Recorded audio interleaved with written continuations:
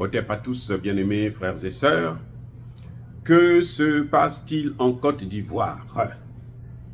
Il y a trop de scandales maintenant en Côte d'Ivoire. Alassane Ouattara est en train de vendre la Côte d'Ivoire. Il est en train de bazarder. Parce que vendre, c'est encore le mot. D'ailleurs, même vendre, ce n'est pas sa propriété pour vendre. Tu vends ce qui t'appartient. Tu ne peux pas vendre ce qui ne t'appartient pas. Tu ne peux pas vendre ce qui appartient à tout le monde. À 16, 20 millions d'Ivoiriens. Tu ne peux pas vendre ça, tu n'as pas le droit. Quand vous voyez un chef d'État qui vend les terres à un autre État, c'est qu'on dirait qu'il est, il est dingue, il est fou. Un chef d'État qui a la tête sur les épaules, il ne peut pas vendre les terres à un autre pays, à qui que ce soit. Ça, c'est le principe. Si vous voyez un chef d'État vendre des terres, c'est qu'il est fou.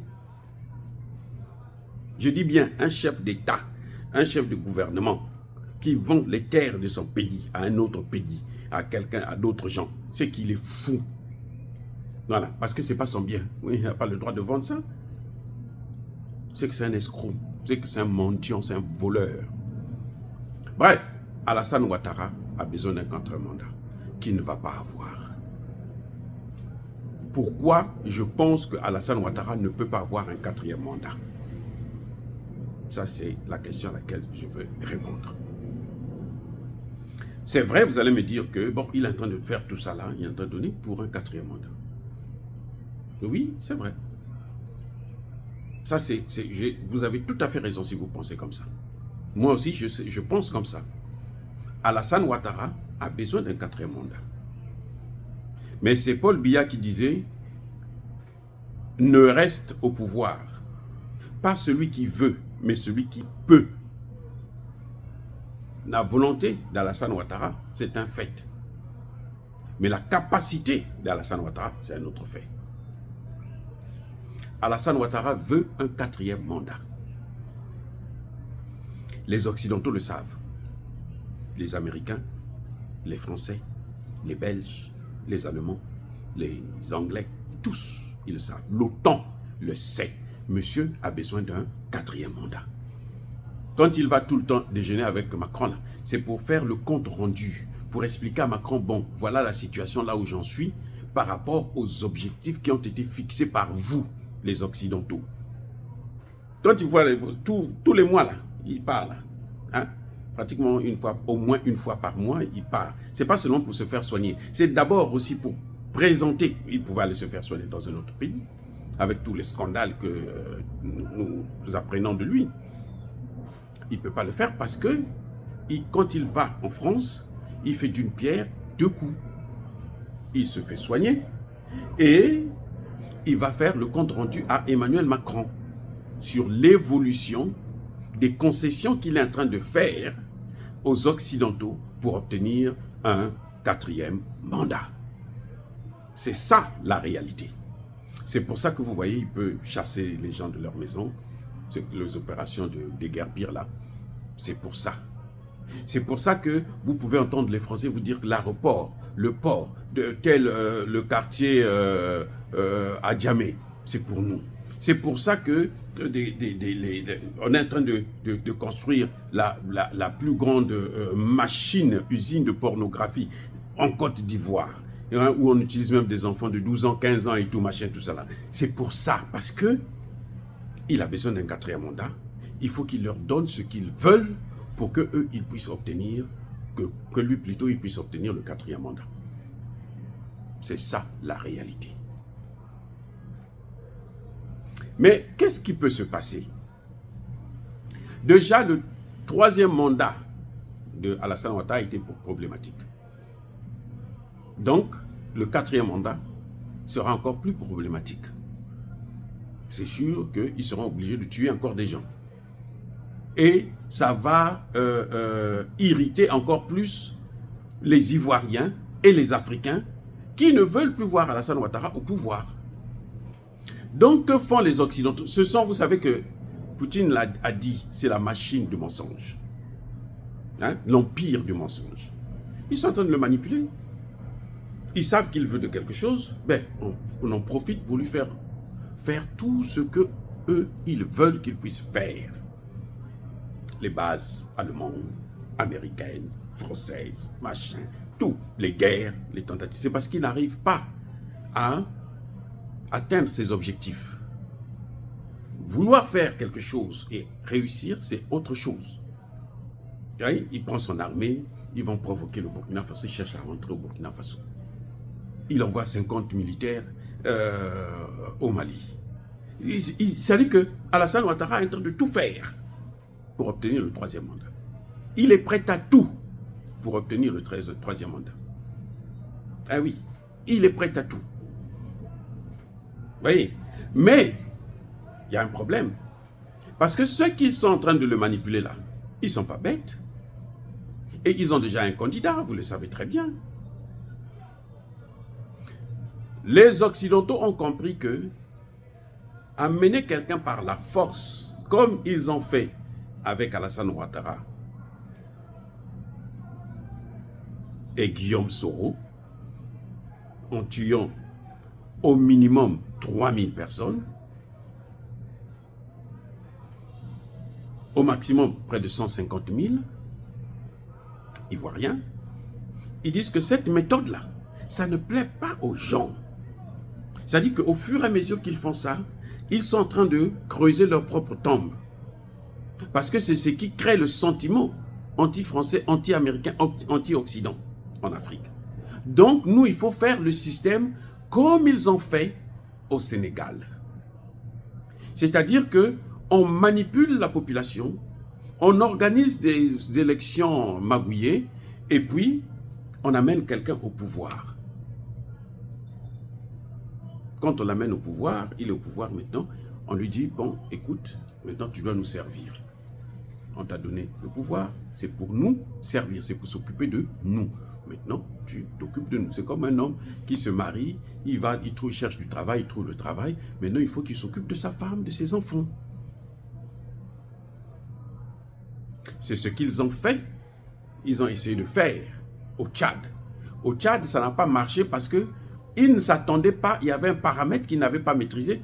C'est celui de Kaka Déby qui a eu le courage d'aller prendre les Russes. Juste quelques semaines avant l'élection. Ils ne pouvaient plus faire autrement. Là où il y a les Russes, là, les Américains, les Français ne peuvent rien faire. C'est pour ça que nous avons toujours demandé à ce que Tshisekedi puisse aller vers les Russes. Bon, lui, il a préféré les Chinois. Les Chinois aussi, maintenant, ont une politique qui commence à ressembler un peu plus à celle des Russes, parce que les Chinois sont plus pacifiques. Mais maintenant, ils sont en train de s'entraîner, parce qu'ils savent que s'ils ne se préparent pas, ils auront une guerre à Taïwan. Et là, ce sera compliqué pour eux. Donc, vaut mieux aller s'entraîner en Afrique. Maintenant, c'est à Tshisekedi de comprendre quels sont ses intérêts et comment il peut faire pour tirer le maximum de profit de cette coopération militaire avec la Chine. Par conséquent, les Américains, les Français, les Allemands, les Européens, en gros, l'OTAN, ne veut pas que Alassane Ouattara puisse prendre un 4e mandat. Le 3e mandat était déjà problématique. C'est ce qui a entraîné mais alors, le dégoût de la France. Mais ça a aggravé, ça avait déjà commencé avec Gbagbo, ça s'est aggravé. Et plus ils vont continuer, on ne sait pas s'il y a une autre guerre civile, comment ça va se terminer. On ne sait pas s'ils pourront maîtriser la situation. On ne sait pas si les autres vont aller chercher quelqu'un d'autre, un autre partenaire, comme la Russie, comme la Chine, qui viendra les aider dans cette guerre civile. Puisque l'autre, il a l'OTAN avec lui, ben les autres iront prendre les Russes. Donc, ça risque de dégénérer et puis on risque de perdre le contrôle. Et on ne peut pas tolérer de perdre encore la Côte d'Ivoire juste parce que Alassane Ouattara veut un 4e mandat. Donc, nous, ce qu'on va faire, on va tirer le maximum de profit. On va signer le maximum de contrats possibles, de telle sorte qu'on va tout faire pour l'écarter et on amène Tidiane Tcham. Ça, c'est leur candidat. C'est Tidiane Tcham. Ce n'est même pas Blé Goudé. Blé Goudé a essayé de faire, croyant qu'on peut penser à lui, on ne pense même plus à lui. Il n'existe même pas. Ce n'est pas non plus Guillaume Soro. Non, ils ne veulent même pas. Ils préfèrent encore de loin Laurent Gbagbo qui va utiliser la vieille méthode de négocier avec les Occidentaux, machin, tout ça. Donc, ils pourront toujours avoir quand même un petit centimètre, un petit... ils pourront avoir au moins des miettes. Mais on ne sait pas si on va vers une guerre civile, peut-être que c'est quelqu'un de radical qui va prendre des choses en main. Et qui va leur dire des guerres pires. Qui va les chasser. Donc, il faut qu'on organise des élections et qu'on amène quelqu'un d'autre qu'on a déjà préparé. Quand vous voyez Tidjam Cham aller au Gabon, là, c'est pour aller prendre l'argent pour la campagne. Il ne part pas là-bas pour aller se balader. Ne croyez pas, non. Il va pour prendre l'argent. Il va pour prendre l'argent. Parce que ce sont eux qui ont placé Oligui Nguema au pouvoir. Oligui Nguema doit servir, doit aider Tidjam Cham. Oui. Tidjam Cham va faire la campagne avec quel argent? Il a quelle compagnie? Dites-moi. Il est milliardaire aussi? Non. Mais il a besoin d'argent. Tu ne peux pas faire la campagne sans argent. C'est ça. Ça va venir du Gabon. Voilà le jeu. Alors, s'ils réussissent à placer Tidjam Cham, qu'est-ce qu'ils vont faire? On va dire, bon, écoute, on t'a donné le pouvoir. Voilà les contrats. La continuité de l'État. Tu ne peux pas résilier ces contrats. Vous avez entendu quand Macky Sall, Bassirou voulait changer les accords de pétroliers, qu'est-ce que Macky Sall a dit? Il ne faut pas dénoncer ces accords-là. Et qu'est-ce qu'ils ont fait? Ils ont dénoncé? Non. Ils ont dit quoi? On va seulement essayer de voir comment négocier. Macky Sall a averti. Parce qu'ils s'entendent, hein? Ils ne croyaient pas que Macky Sall et Bassirou, Sonko, ils s'entendent. Non. La femme de Bassirou est la sœur de la femme de Macky Sall. Donc, forcément, ce sont des parents. Vous savez chez nous comment ça se passe. Ce sont des ballons, des vrais. Ils sont liés. Donc, Macky Sall a dit, il ne faut pas dénoncer, sinon ça va vous coûter cher. Ils ont suivi. Eh oui. Maintenant, si Tidjam Cham arrive, on va lui présenter le même dossier, le même cas, les mêmes causes produisent les mêmes effets. Ces gens-là, ils ne changent jamais de système. Je vous ai dit, Michel Barnier est venu pour mettre le système de la France-Afrique en marche, pour ressusciter le système de la France-Afrique. Parce que c'est ce qui a marché en Afrique pendant plusieurs dizaines d'années, pendant près d'un demi-siècle. Voyez, donc, il faut remettre ça. Qui est bien placé? C'est Michel Barnier. La même chose, on va dire à l'autre que non, mais écoute, on t'a donné la continuité de l'État, tu dois continuer à nous garder, préserver nos intérêts. Tu es là pour nous servir, et lui, il ne pourra pas faire autrement.